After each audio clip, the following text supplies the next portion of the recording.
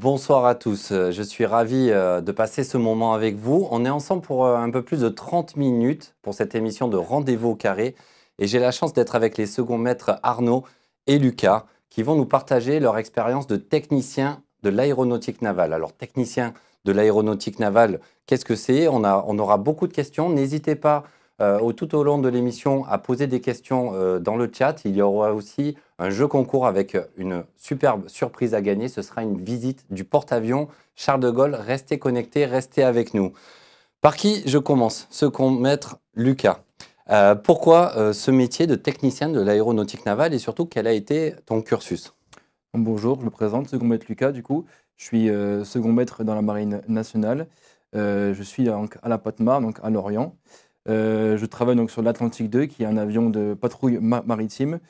Donc mon cursus, donc, en premier temps, ça a été de faire un bac pro donc, dans l'aéronautique. Donc du coup, après j'ai intégré donc, l'école de Mestran, donc je me suis engagé dans la marine, donc, qui est une école de sous-officiers.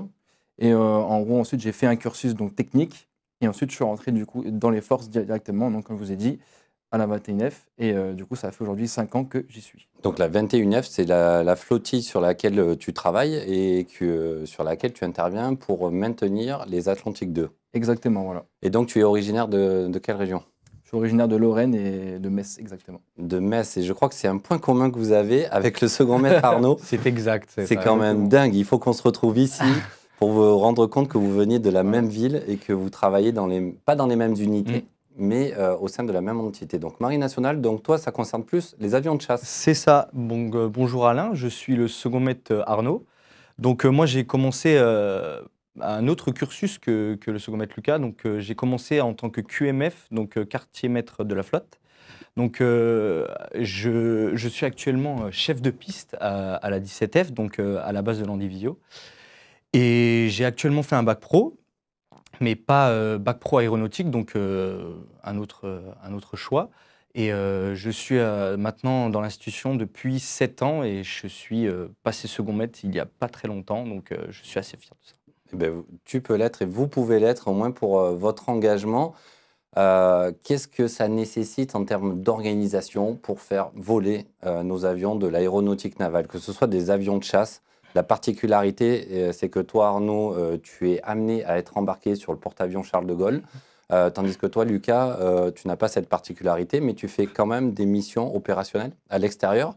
Est-ce que tu peux me parler un petit peu justement de ton métier? Et au-delà de ça, comment est-ce que vous avez eu connaissance de ce métier? Pour celles et ceux qui nous écoutent, on vous le rappelle, n'hésitez pas aussi à poser des questions dans le chat pour vous inciter à prendre des informations, des renseignements sur ce cursus. Qu'est-ce qui vous a donné envie? Voilà, moi je suis curieux de comprendre, de faire ce métier et comment vous avez poussé la première porte. Bah, déjà, il y a aussi cet aspect mécanique quand même, parce qu'on travaille quand même sur des avions, des machines où il doit y avoir de la précision quand même, un minimum.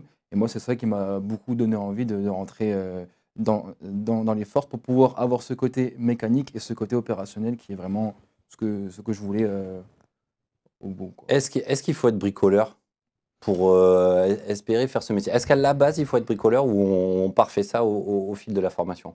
Pour moi, c'est quand même mieux d'être bricoleur à la base, mais c'est pas obligatoire parce qu'au fur et à mesure, on va apprendre toutes les bases donc, de la mécanique pure et ensuite on va se spécialiser dans la technique aéronautique. Sur la technique aéronautique, quelle est la différence, par exemple, entre un avion de patrouille maritime de type Atlantique 2 et un avion de chasse de type Rafale qu'on ne présente plus, qui a un panel de missions très large, mais les deux sont extrêmement complémentaires dans les missions, et c'est ça aussi les forces, sans parler non plus des hélicoptères, parce qu'il y a aussi des NH-90 et Oui. des Caïmans dans la marine nationale, et bientôt des H-160. Donc, qu'est-ce qui est particulier, par exemple, sur un avion de chasse pour la mise en œuvre? La mise en œuvre, ce n'est pas la même. Par exemple, un Rafale a beaucoup plus, je pense, de missions. Il embarque sur le Charles de Gaulle, donc c'est quand même le fleuron de la marine nationale, contrairement à l'Atlantique qui fait d'autres missions. Mais il y a cet aspect, avec le Rafale, il y a cet aspect assez, comment dire, opérationnel, dans le sens où on va faire des missions assez précises, assez spécifiques, hein, notamment à la politique de la France, où on va faire Ça vous oblige à être embarqué, à partir loin longtemps. Euh, Est-ce que ça, c'était quelque chose d'important dans ton choix de t'engager dans ce métier? Oui, parce que j'ai l'esprit voyageur. Je l'ai toujours eu depuis tout petit. Et quand j'ai eu cette opportunité-là de voyager et d'embarquer quand même à des missions, ça peut être 4 mois. À ce moment-là, je me suis dit pourquoi pas et j'ai aucun regret sur ce choix-là. D'accord. Toi, tout de suite, tu es amené à être pas forcément embarqué, mais à partir à l'étranger. Exactement, oui. Ça aussi, ça te donne envie, ça t'a donné envie de... Oui, justement, c'est l'une de mes raisons d'engagement dans la marine nationale, c'est de partir à l'étranger, découvrir des pays. Et du coup, avec cet avion-là, on n'embarque pas forcément avec un porte-avions ou un bateau, mais par contre, on peut aller dans plusieurs pays tout au fil de l'année, quoi. On va en reparler juste après. Pour vous qui nous regardez, n'hésitez pas à participer. Ce jeu concours, vous pouvez tenter de gagner une visite du porte-avions Charles de Gaulle. Mais juste avant, pour revenir sur vos métiers, il y a quand même des images qui donnent envie et je vous propose de regarder ce petit clip.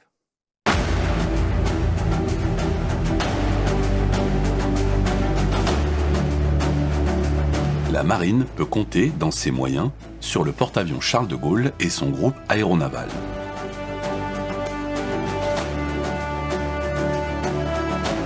La France est un des rares pays à disposer d'une telle force. Moi, je suis en train de me retourner. À Trente-Neuve, on pose les 6 Rafales. Le Hawkeye à 16h16, puis Cacra ensuite.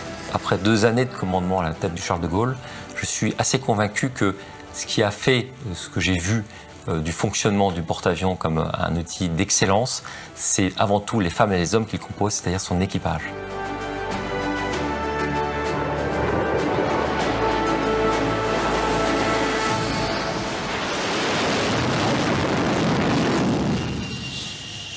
À bord, reçu. Tout au long de ma carrière, et c'est ça qu'offre la marine et que je trouve assez impressionnant, c'est qu'on va augmenter en niveau de responsabilité, on va élargir notre spectre d'emploi. On ne fait jamais 2 fois la même chose et on est toujours obligé de se remettre en question pour progresser, pour atteindre des postes à responsabilité supérieure. Et on est encadré et formé pour ça.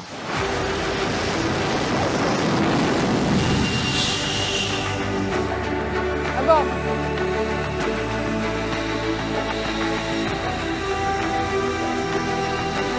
C'est très risqué, mais vu que j'ai l'habitude de travailler dans le risque, eh ben, ça ne me fait rien. Et déjà, surtout que j'aime ce que je fais, j'ai pas peur.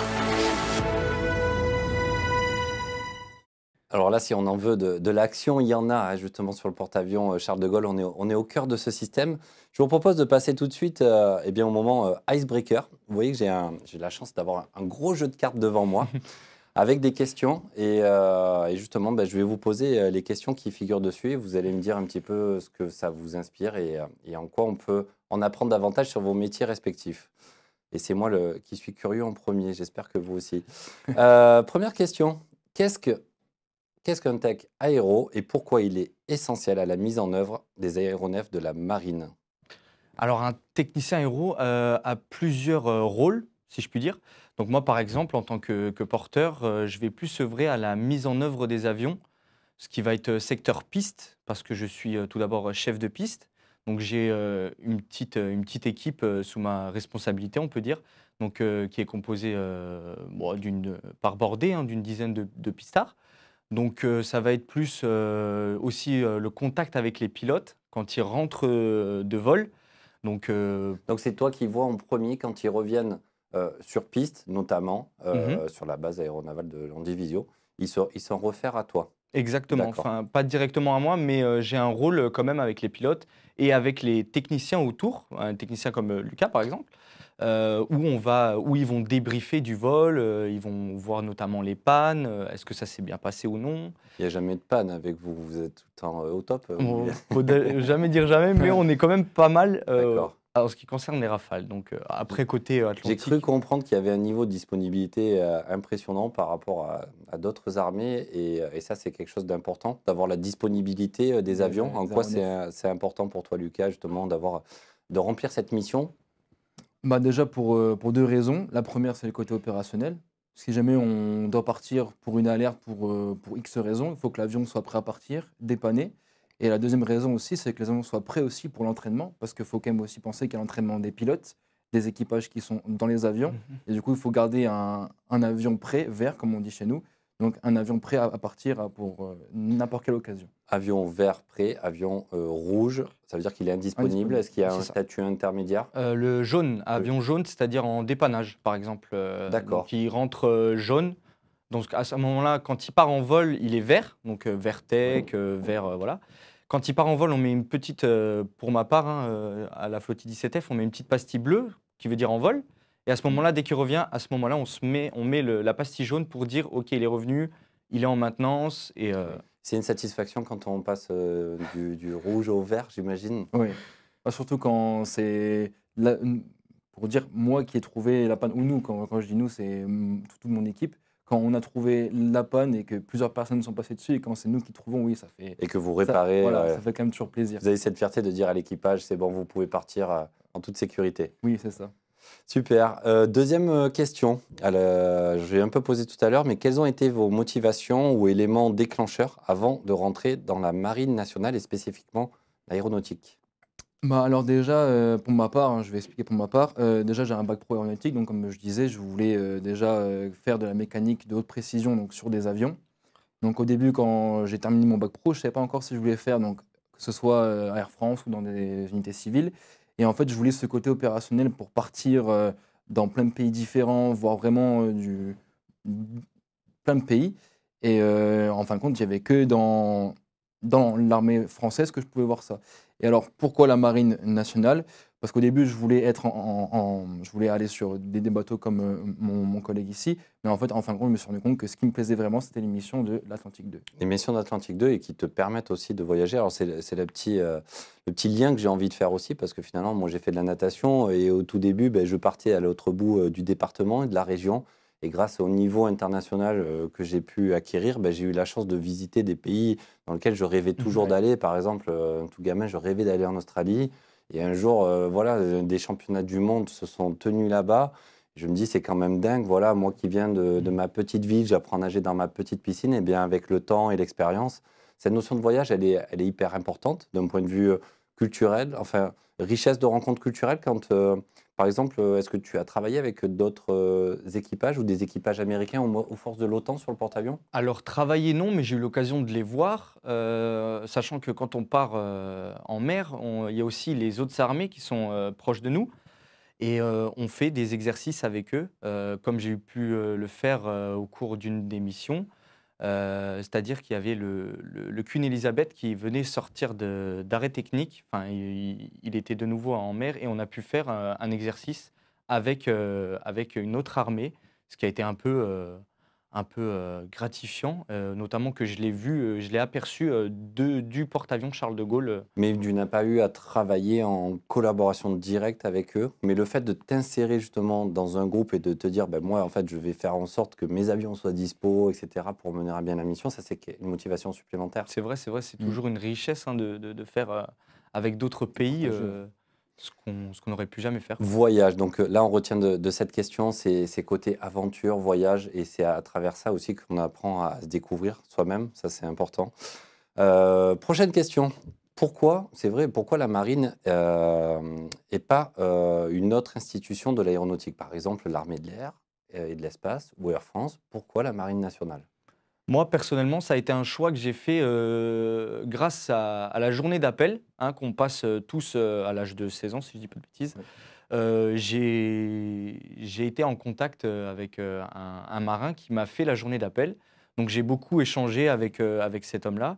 Et en quelques phrases, il m'a donné envie de m'engager tout simplement dans la Marine nationale. Et quand j'ai pu voir ce que je pouvais faire grâce à cette armée-là, l'esprit voyageur que j'ai, comme je l'ai dit avant, les pays, donc ça a été toujours tout de suite un bond en avant pour moi. Et ça, c'est génial, j'adore ces anecdotes et ces histoires parce qu'il suffit d'une personne, voilà, même vous, si vous vous posez la question, si vous êtes jeune, vous ne savez pas ce qu'il faut faire, n'hésitez pas à poser une question, à aller voir quelqu'un du métier, comme ça a été ton cas. ou votre cas à tous les deux, voilà, c'est que vous pouvez faire une belle carrière derrière avec quelqu'un qui vous a accordé un petit peu d'attention et qui vous a donné ces quelques billes. Qu'est-ce que vous appréciez dans l'aéronautique navale? Alors moi, dans l'aéronautique navale, ce que j'aime vraiment, c'est que déjà, il y a une diversité de tâches. C'est-à-dire qu'en gros, on ne va pas travailler juste sur un moteur ou travailler sur une partie de l'avion. On peut travailler sur toute la partie de l'avion. Donc ça peut être sur les moteurs, sur la cellule de l'avion, donc qui est ni plus ni moins que la peau de l'avion, mais aussi donc sur l'hydraulique qui va être tout ce qui est pompe, etc.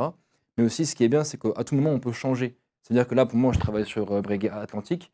Mon collègue travaille sur Rafale, mais on peut changer. On peut aller vers des NH90, moi sur Rafale et lui sur ATL2. Ah voilà, donc vous n'avez pas vocation à faire carrière avec le même avion et vos compétences vous permettent de passer d'une unité à l'autre et potentiellement demain travailler sur un hélicoptère de type Caïman NH90. Exactement. Voilà. Ok, est-ce que c'est un choix d'avoir...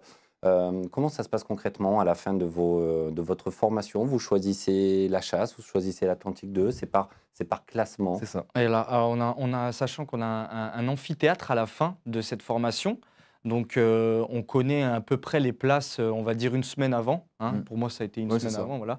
Et à ce moment-là, on peut voir où est-ce qu'on va atterrir, hein, selon nos choix et selon aussi les autres qui sont avec nous. Mais généralement, on se concerte quand même un peu avant entre nous pour savoir si on est sudiste, par exemple, ou si on est breton. Vous répartissez un petit peu, enfin, c'est un esprit bienveillant l'un l'autre. Et on discutait en préparation de cette émission, on disait aussi, on y reviendra, mais celles et ceux qui appréhendent un petit peu de venir dans un univers qu'ils ne connaissent pas, ils sont bien accueillis, il faut qu'ils soient réconfortés par rapport à ça.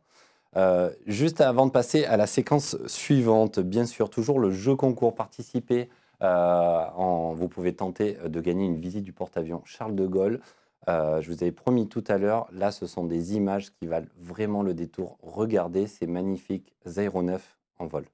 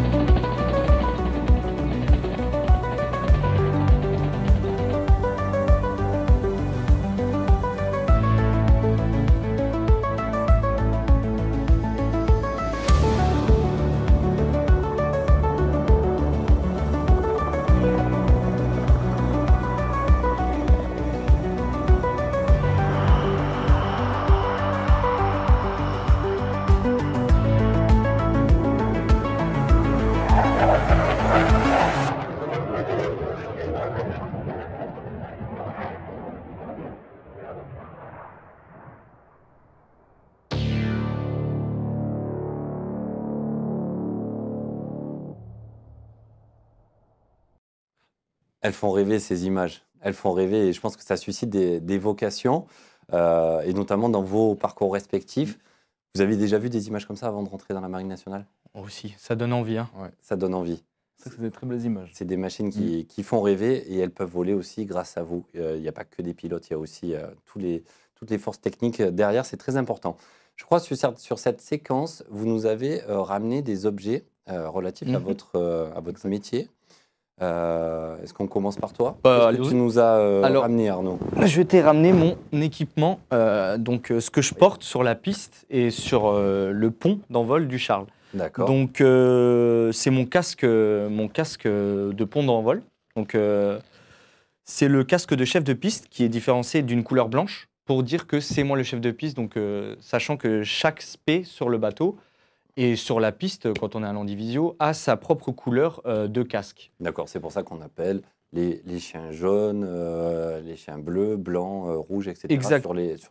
Le pont d'envol, pas uniquement du porte-avions, mais aussi des bâtiments de type Mistral, les PHA ou les frégates qui permettent d'apponter en hélicoptère. Exactement, c'est ça. Et je vous ai aussi rapporté mon maillot de pont, du coup, qui est aussi de couleur blanc. Hein. Donc hop. Donc ça, c'est pour être pleinement identifié au retour des pilotes, en fait, qui se tournent directement vers toi, qui a une tâche spécifique. C'est ça, sur un pont d'envol? Sur le pont d'envol, ils vont plus se diriger vers les chiens jaunes. Oui, c'est eux qui œuvrent au pont d'envol, pardon, tout ce qui est parking, etc. Mais les pilotes vont plus me différencier, moi, sur la base de l'Andivisio. Donc, on n'a pas de chien jaune là-bas. Et c'est moi qui vais faire les départs, en fait. Et ils vont voir que c'est moi le chef de piste pour me contacter via... on a une radio au bout de ce fil. Et je vais pouvoir discuter avec les techs et les pilotes qui sont dans les avions en cas de panne. Ou même... D'accord, donc en fait, le pilote, tu es la dernière personne référente de pilote avant qu'il passe avec le sol ou la tour avant de partir en mission. C'est exactement ça. Sur la base de l'Andivisio. Oui, c'est ça. D'accord. Merci de nous avoir ramené ça. Est-ce que ça fait quelque chose quand on reçoit cet équipement? Ça me rappelle, moi, quand je recevais mon équipement, mon bonnet France avec le nom dessus. Voilà, moi, je suis assez matérialiste, mais c'est une fierté d'avoir ce truc parce qu'on le mérite et c'est un outil de travail. C'est ça, surtout que je me dis que c'est mon équipement, quoi. Donc c'est à moi, donc c'est quand même aussi une fierté hein, de passer, sachant que j'avais pas cet équipement-là avant. Je suis passé en grade, donc c'est encore une autre fierté de passer à l'équipement suivant, on va dire. Donc je suis très satisfait de ça. J'aimerais bien comprendre voilà, quelle est la motivation. On y reviendra après sur le passage de grade. Ça, c'est quelque chose d'important. Est-ce que c'est une vraie motivation parce que vous avez de plus en plus de compétences, de personnes sous votre responsabilité. Toi, Lucas, tu nous as ramené des patchs. Alors, j'ai ramené plusieurs choses. Déjà, je vous ai ramené un patch chacun de la flottille 21F. Oh. Ah, ça, c'est génial. Alors, je sais merci, je sais que dans l'aéronautique, ça, on en a beaucoup et c'est une vraie fierté d'appartenance. Bah, merci. Ouais, c'est ça. Donc, ça, c'est de la Patmar, c'est ça. C'est de la 21F. 21F Patmar. Alors, pourquoi une gazelle? Parce qu'en fait, en gros, donc la 21F a été créée en Algérie. Donc à Tindouf exactement, et en fait ce sont des gazelles en fait, et ça, la personne qui a créé ce logo en fait, ça, pour comment dire, se remémorer la chasse en fait des gazelles qui a été faite en Algérie. Du coup, ce sont des traditions qui traversent les années et c'est génial de s'inscrire dans cette lignée. Et donc les autres patchs, alors qu'est-ce que ça symbolise là, pour toi? On va avoir donc des patchs canadiens, donc fait que j'ai échangé. Je vais lui montrer comme ça. Je pense qu'on a une caméra en face. Donc alors, des patchs canadiens en fait qui ont été échangés. Comment ça, canadien? Tu as été au Canada? Non, pas du tout. J'étais en Islande pour un exercice avec l'OTAN et en fait du coup on était avec les Canadiens, les Américains et en fait on a pu échanger avec les Canadiens. Donc nos patchs, on a fait une soirée où en gros ils nous ont invités et on a fait la connaissance de Canadiens, donc de Québécois aussi qui parlent français. Donc c'est pour ça que j'ai pu échanger ces patchs avec eux. Donc voilà, c'est un souvenir opérationnel qui m'est cher quand même parce que c'est quand même une comment dire, de rencontrer une culture complètement différente de la nôtre et c'était vraiment exceptionnel. Et ce sont des missions longues dans lesquelles tu t'inscris là, typiquement? Non, ça peut aller de plusieurs jours à plusieurs semaines? Pour des missions, on va dire, d'exercice comme celle-ci, ça va de 1 semaine et demie à 3 semaines maximum. D'accord. Voilà, ou en gros, à peu près tous les 2 jours, on va avoir des exercices avec d'autres pays. Donc on va avoir du coup, parce que ce que j'ai pas dit, c'est que c'est aussi des autres escadrons de Patmar. En fait, c'est la Patmar canadienne.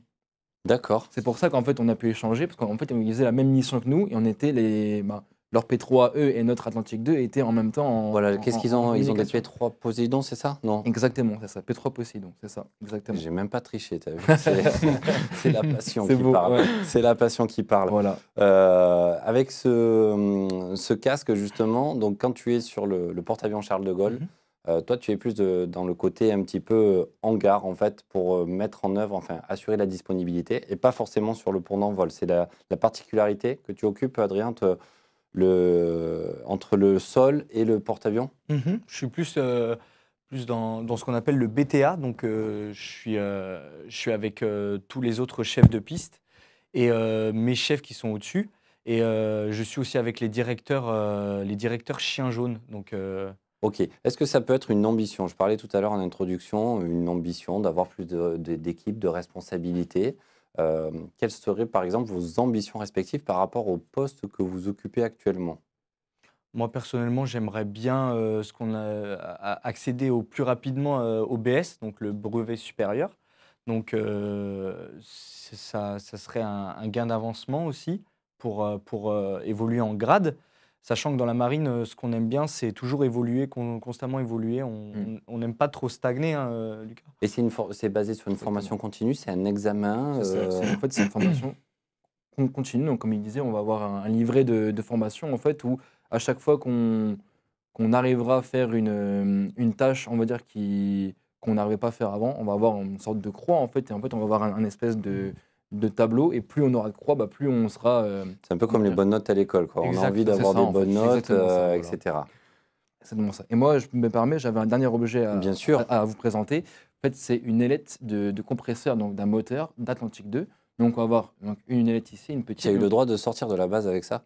Oui. Tu as demandé l'autorisation? ou J'ai ça va eu de la chance, disons. Donc ça, c'est une ailette d'un moteur. D'un compresseur. D'un voilà. compresseur. Donc, en fait, ça vient d'un compresseur donc, qui compresse l'air donc, dans un moteur pour en fait créer l'énergie que l'hélice a besoin pour tourner assez rapidement. C'est un turbopropulseur ou pas sur les Oui, un Atlantique 2? turbopropulseur. D'accord. Exactement.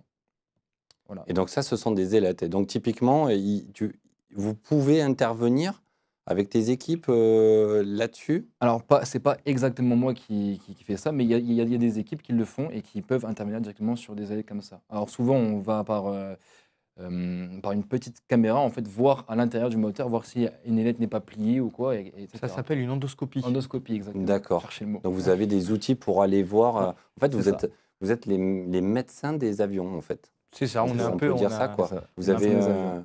une multitude non seulement d'outils, mais surtout de compétences à intervenir, un peu comme sur un médecin sur un corps humain. Eh ben merci, c'est passionnant. Merci de nous avoir rapporté ces objets. Juste avant, on va passer à une séquence suivante. On va voir le magnéto de Yacine, qui est technicien aéro sur le porte-avions Charles de Gaulle. Je rappelle encore et toujours, je concours, participez, une journée de visite sur le porte-avions Charles de Gaulle. Et on se retrouve tout de suite après pour la session de chat.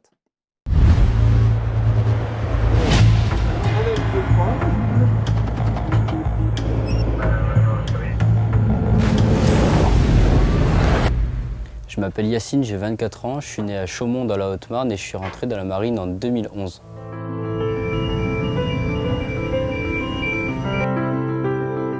Mon métier est technicien aéronautique et je suis second maître. Après mon bac pro maintenance des équipements industriels option marine, je suis rentré à Mestrance et par la suite j'ai fait un BAT, brevet d'aptitude technique, technicien aéronautique. Mon métier consiste à entretenir les aéronefs, que ce soit Rafale, Hélico ou Hawkeye. Toutes les pièces qu'on considère en panne sur un avion sont envoyées dans mon atelier et c'est à moi de retrouver les pannes et à les remettre dans le circuit. Si ça se trouve, c'est lui, il faudra qu'on le démonte aussi. Alors on a la chance de travailler sur du matériel de haute technologie et il faut être assez précieux dans nos manières de travailler et de faire. On a une certaine responsabilité qui est de, entre guillemets, la vie du pilote, parce que ce qu'on installe sur l'avion doit être fiable et sûr. Je me considère comme un certain maillon de la chaîne opérationnelle. C'est toujours impressionnant de se dire qu'on a bossé sur cet avion, l'avion qui décolle pour une mission opérationnelle que nous-mêmes avons mis les mains dedans, les mains dans le cambouis, comme on dit chez nous. Tu peux appuyer de ton côté. C'est bon. À travers mes 6 ans passés à bord du porte-avions Charles de Gaulle, j'ai gagné une certaine confiance en moi et une certaine technicité dans mon travail et une façon de vivre avec les autres en communion beaucoup plus enrichissante pour moi et intéressante pour mes années à venir.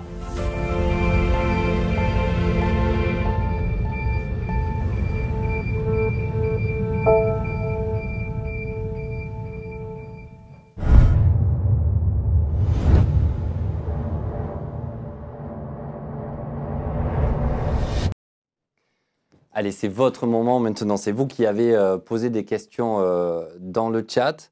Justement, la première, c'est une question de Guillaume. Les gars, quelles sont les qualifications pour intégrer l'école de Mestrance et être technicien aéronautique? Ça, je crois que c'est... C'est ça. Alors, déjà, pour intégrer l'école de Mestrance, déjà, il faut forcément un bac, que ce soit un bac général, un bac technique ou un bac professionnel. Donc moi, pour ma part, j'ai fait un bac pro aéronautique. Donc du coup, j'ai pu rentrer dans l'école de Mestrance. Ça a duré 4 mois. Et ensuite, pour pouvoir accéder du coup à la spécialité aéronautique, donc technicien aéronautique, il faut quand même préalablement avoir fait un bac technique, donc soit STI 2D et encore mieux un bac pro aéronautique. Voilà. D'accord. Et ça, à Metz, tu avais passé ce bac-là? Exactement, c'est ça. Voilà. D'accord. Merci. La deuxième question, la question de Lou. Lorsqu'on est technicien aéronautique, est-ce que l'on peut embarquer à bord des bateaux, des bâtiments? Bah, effectivement, comme ça a été mon cas. Donc moi, personnellement, j'ai été affecté, pardon, 2 ans, plus de 2 ans et demi sur le Charles de Gaulle, en étant rouge, donc quartier maître, hein. Et on peut très bien être affecté à terre ou sur bateau. Donc personnellement, dans notre spécialité à nous deux, à Lucas et moi, quand on est technicien aéronautique, ça sera toujours sur le Charles de Gaulle.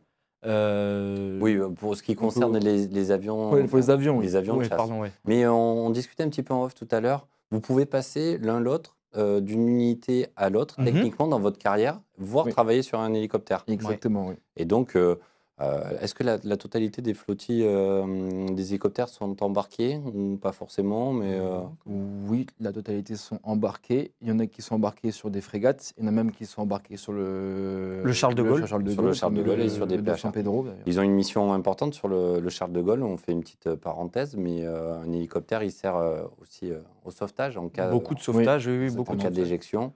Comme ça a été le cas, j'ai une petite anecdote où on était parti en mer et bon, c'était pas sur notre bateau à nous, mais sur un BPC où il y a un homme qui est tombé malheureusement dans la mer.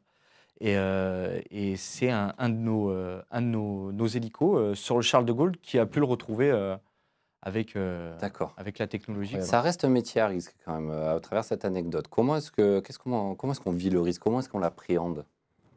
En fait, Vous dites que ça fait partie des choses, vous êtes formé pour, mais Mhm. comment est-ce que vous le vivez, En Lucas? fait, Comment tu le vis, toi? au début, c'est une attention permanente.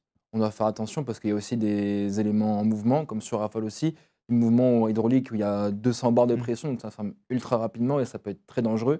Donc au début, c'est une attention permanente et au fur et à mesure, ça devient une habitude. On ne passe pas en dessous des éléments qui peuvent bouger, ou etc., pour éviter de se blesser ou même D'accord. de... C'est une notion de sécurité de base qu'on intègre dans les faits et gestes du Exactement, quotidien, voilà. que On ce est soit sur beaucoup, base ou embarqué. C'est quoi. ça. On est beaucoup formé sur ça. Ouais. Beaucoup, beaucoup. D'accord. Ben, ça va rassurer, je pense, c'est ceux qui se posent la question. Une question de Bruno. Est-ce que vous êtes souvent loin de votre famille?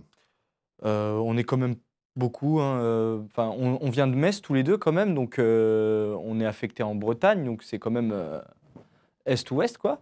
Mais personnellement, moi, j'ai pas ce sentiment. Enfin, j'ai quand même ce sentiment de manque, mais j'ai plus de facilité à être loin de ma famille. Est-ce qu'elles comprennent les familles, ça, justement, de votre engagement? C'est important qu'elles le respectent, parce que j'ai envie de faire ce parallèle aussi. Moi, quand j'ai été assez égoïste dans ma démarche d'entraînement, de nageur de très haut niveau, c'est vrai que des fois, j'habitais pas forcément très loin de chez mes parents, mais je les voyais pas souvent entre les stages, les compétitions, les entraînements. Mhm. Et finalement, quand j'ai la chance de devenir champion olympique, je leur amène le plus beau des cadeaux qui soit, avec ces médailles ou des records, etc. Donc, il faut être un petit peu égoïste dans cette démarche parfois avec sa famille. Parce Égoïste. qu'il y a un sens d'engagement qui est... C'est pas égoïste, c'est peut-être Oui, pas le je mot. comprends, mais Il y a un sens de l'engagement qui dépasse la norme, en fait. après, je pense qu'il y a une certaine compréhension familiale aussi. On se dit que notre enfant, il s'épanouit dans un milieu, donc on ne peut que être heureux pour lui. Et après, pour rebondir sur la question de Bruno aussi, il parlait pour l'éloignement, pour ce qui est des missions aussi, ça se fait très bien au fur et à mesure avec... Moi, je sais que j'ai une copine et ça, au fur et à mesure, ça se passe plutôt bien. Ça, c'est important pour être bien dans sa tête et dans sa mission, justement, que la famille comprenne ça. Oui. Ouais, D'accord. Comme disait Lucas, il y a une certaine compréhension. Moi, je sais personnellement que je suis le seul marin de la famille, le seul militaire. Merci. Donc c'est quand même une grosse fierté qu'ils ont. D'accord, c'est la question que j'allais poser. On n'est pas obligé d'être enfant ou neveu ou arrière-petit-fils ou fille pour être marin. Je suis Pas le obligé. seul militaire de la famille et ils sont très contents de ça. Bah, Et si je peux en avoir un autre dans la famille, je serais très content d'en avoir un autre dans la famille. en tout cas, c'est très bien parce qu'en plus de l'être, tu communiques dessus comme c'est le cas aujourd'hui et je t'en remercie. Une prochaine question de Yann. Est-ce qu'il est nécessaire d'avoir un profil scientifique pour faire votre métier? Non, puisque en fin de compte, moi, j'ai pas forcément un profil scientifique. Après, dans la formation qu'on a fait tous les deux à Rochefort, qui est commune, il y a aussi quand même des aspects scientifiques. Donc, comment on dit ça, la dynamique des fluides, tout ça, c'est quand même assez scientifique. Mais en soi, le métier, non. Faut juste se concentrer, surtout se rendre compte que c'est un avion et qu'on ne peut pas se permettre de faire des bêtises comme sur une voiture, parce que la voiture peut s'arrêter sur le bas-côté, l'avion, non. Un avion, il ne peut pas Voilà. s'arrêter en l'air et Donc, réfléchir. faut Et en fait. puis on peut s'épanouir dans d'autres spécialités aussi. Hein. Donc Oui, c'est vrai. il y a toute spécialité dans la marine, hein. Pas que technicien aéronautique naval, ce qu'on met en avant aujourd'hui, mais il y a beaucoup de spécialités. Tout le monde peut trouver son petit bonheur C'est pas faux. dans ce qu'il veut faire, hein, Ouais, c'est clair. que ce soit embarqué ou à terre. Super. Il y a une question de Maxime parce que ça fait un peu le lien. Est-ce que vous êtes en contact avec les pilotes en dehors du pont d'envol, comme il pose la question, ou sur base? Est-ce qu'il y a des affinités qui se créent entre vous dans les équipes parce que vous travaillez au quotidien? Mais est-ce qu'il y a aussi des liens qui se créent entre les pilotes et vous? On a une certaine affinité, enfin pas non plus Aussi proche qu'entre voilà, pilotes? aussi proche qu'entre techniciens par exemple, Oui. mais on a oui quand même une affinité. Les pilotes sont proches de nous comme on est proche d'eux. On dialogue beaucoup, hein, que ce soit en retour de vol, avant Pas que vol. sur l'aspect technique et professionnel. Voilà. Il y a aussi Oui. des moments de vie importants. Après, il doit y avoir aussi une confiance qui règne entre nous, puisque Exactement. sans lui, en fin de compte, on n'existe pas. Et sans nous, lui non plus ne pourrait pas voler. Donc en fait, il y a une certaine confiance et un engrenage qui se crée aussi, quoi. On peut se retrouver en escale Oui. dans d'autres pays, voilà, décontracté, Oui, sans avoir dans des moments voilà. de récup, quoi. C'est sans ça. avoir cet aspect militaire, quoi. Exactement. Justement, ça introduit aussi une autre question. Comment ça se passe la vie à bord? Est-ce qu'il y a une bonne ambiance? Oui, il faut aussi qu'il y ait une bonne ambiance à bord. C'est très familial à bord. Moi, personnellement, je suis très content quand je suis à bord. Tout se passe très bien. On a des moments de détente, on a des moments où on est un peu dans le jus, mais c'est là où on voit la maturité de tout le monde qu'on a besoin pour mettre à bien la mission sur le Charles de Gaulle, par exemple. Ben justement, la transition est toute faite parce que j'ai aussi eu la chance et l'honneur de naviguer à bord du porte-avions Charles de Gaulle. Ça, c'était il y a quelques temps. Justement, j'avais pu apprécier les différentes missions et c'est vraiment hyper important quand on voit toute cette mécanique. Et ça me permet aussi d'introduire la dernière séquence parce qu'on arrive déjà sur la fin. Je concours, je le rappelle, une journée à gagner sur le porte-avions Charles de Gaulle. N'hésitez pas à participer. Je crois qu'il y a un... Ah oui, d'accord, il y a un petit cadeau. Ah, pardon, c'est le mauvais sens. Waouh, le mauvais il y a sens. carrément des petits cadeaux. Voilà, donc là, un magnifique cadre. Ouais, Mais c'est trop beau. un dessin. C'est trop beau. C'est toi qui as peint? Ouais, et c'est pour toi. Et ça, Ah c'est ouais. pour moi? Oui, c'est pour toi. Waouh, la classe, merci. Alors, de l'expérience que je connais, je ne sais pas si on le voit, c'est sûrement un no-fly day. Exactement. C'est-à-dire Oui. que C'est le... séance de sport sur le porte-avions. C'est important le sport, vous c'est êtes sportif, vous? Ah, très. Oui, on oui. peut- Bah, Ah ouais? Je suis très footeux aussi, hein. D'accord. Donc c'est la journée sans vol, comme tu l'as dit, donc où on peut se détendre un peu, faire du sport sur le pont d'envol, C'est génial. merci. librement, C'est génial. en pleine mer, c'est merveilleux, hein. Mais la transition sera toute faite avec le dernier sujet. Hop, Et moi encore aussi, un cadeau. j'ai un ensuite, petit cadeau. voilà. Non, mais c'est super, on va revenir plus souvent, quoi. Qu'est-ce que Nous c'est aussi, de du bon? coup. Ah, d'accord. Oh, du savon de liquide de la Marine nationale. Alors ça, c'est un beau clin d'œil. Ah, merci les gars, ça me touche. Ça me fait super plaisir. C'est avec ça qu'on se lave à bord, avec le savon de Marseille? À l'olive en plus, ça sent super bon. Ah, merci, ça me touche beaucoup les gars. Ben, alors moi, j'ai porté un cadeau, mais je devrais repartir avec parce que ça va introduire la toute dernière séquence. Ça vous parle, ça? C'est le pompon. Ouais, Alors, tu as dit Mistral. le BPC tout à l'heure, maintenant c'est le PHA. C'est Oui. un porte-hélicoptère amphibie. J'ai eu la chance, en marge du 14 juillet, de faire un documentaire justement pour valoriser le sport dans nos institutions militaires. Et j'ai eu la chance d'être invité sur le PHA. Et le commandant, le Pacha, m'a remis ce bâchi. Donc j'en suis super content. Et ça me permet voilà, d'introduire cette dernière séquence. On arrive au bout de cette question d'échange. On a envie de parler encore et toujours plus, d'en apprendre sur votre métier. Allez, dernière question. S'il y a vraiment quelque chose, un message important aux jeunes à faire passer pour qu'ils puissent s'engager et faire un métier comme le vôtre, ce serait quoi en quelques mots, Lucas? Pour moi, le plus important, c'est que si on est passionné et qu'on a envie, rien n'est impossible. Et que si vous avez envie de faire ce métier aujourd'hui, tout est possible. Ça, je suis raccord avec vous, au moins par ce que j'ai fait. Dans la natation, c'est pareil, il faut s'engager dans le sport de haut niveau. Arnaud, pour toi, en une phrase, on n'a qu'une vie, hein. Autant en profiter. Si on ne fait pas les choses maintenant ou plus tard, autant en profiter. Tu as bien raison. Voyager, se faire beaucoup d'amis. En plus, la marine, c'est une deuxième famille, il faut dire ce qui est quand même. Et se sentir utile. Exactement. Être au service des autres, ça c'est quelque chose d'hyper important et d'hyper valorisant. Voilà, représenter nos 3 couleurs. Enfin, moi, j'ai eu la chance de le faire aussi. J'en suis extrêmement fier. Et je pense que ça nous réunit aussi, malgré tout, aujourd'hui, dans ce contexte que l'on connaît. Vraiment, merci pour ce petit moment qui est hors du temps pour moi. Vraiment, ça me fait super plaisir. On va compter sur vous aussi, toujours pour participer, essayer de gagner cette journée de visite sur le porte-avions Charles de Gaulle. Ça en vaut vraiment le coup. On lance cette dernière séquence. Vous allez voir, j'ai eu la chance d'embarquer sur le PHA Mistral. D'ici là, portez-vous bien et à très bientôt pour cette émission de Rendez-vous Carré. Merci les gars et bonne continuation. Merci Alain. Merci Alain. L'idée, c'est essayer de vous donner 2-3 conseils pour bien glisser, que vous puissiez nager sans vous essouffler. 3, 2, 1, go!